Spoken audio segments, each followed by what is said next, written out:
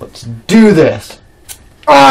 Today's lesson will be on Edgar Allan Poe. Man, it would suck to be this guy. First off, his mom died when he was 3 of the almost always non-treatable deadly disease at the time, tuberculosis.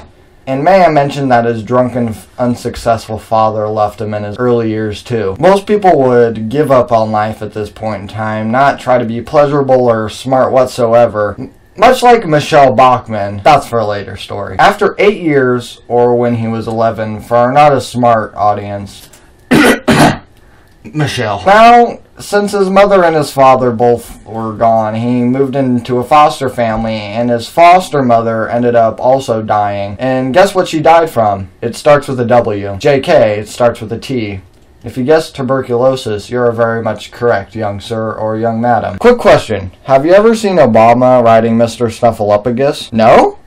Well, now you have. It really doesn't have anything to do with what I'm talking about. Once upon a midnight dreary, while I pondered weak and weary over many a quaint and curious volume of forgotten lore, while I nodded nearly napping, suddenly there came a tapping, as of someone gently rapping at my chamber door. "'Tis some visitor," I muttered, tapping at my chamber door. Only this and nothing more. If you recognize this, you are either, number 1, you're a scary person who actually likes reading this genre of writing. Number 2, you like reading things that are written at a really unreasonably high reading level. Number 3, you were forced to read this. Or you're number 1 and 2, number 3 and 1, number 2 and 3, or number 1, 2 and 3. I happen to be number 3. As you can imagine, Edgar was quite traumatized, but never to the extent in which this next case would occur. While staying at his aunt's house, he fell in love with his first cousin, who also happened to be 14 years old, and may I mention he was 27.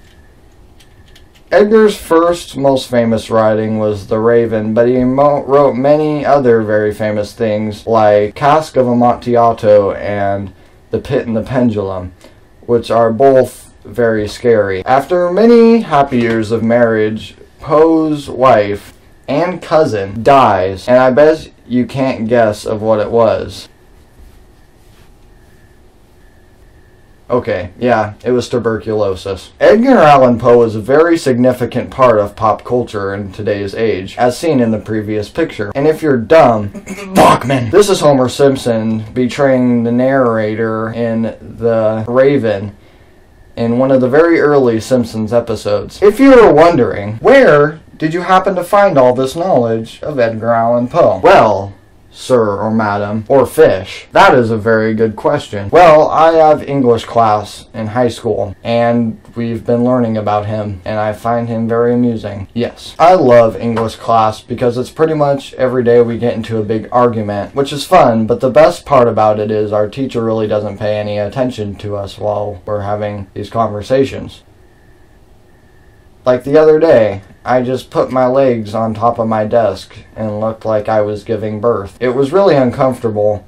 It was just one of the coolest things I've ever done, so I just kept doing it for like the whole period. Oh, and one time I just decided to make up my own language. Okay, I really wasn't making up my own language. I was just being really obnoxious. Well, any wallaby. My producer is dumb, and he didn't feel like editing any videos until he got his new computer, which he just got, so we're gonna probably be putting up videos once a week now. And if you'd like to donate money to us, that'd be absolutely fine, as long as it's in a lump sum of $1 million at a minimum. And if you do this, I will personally bake you a Thanksgiving turkey and deliver it to your house by hand, and that's a wrap.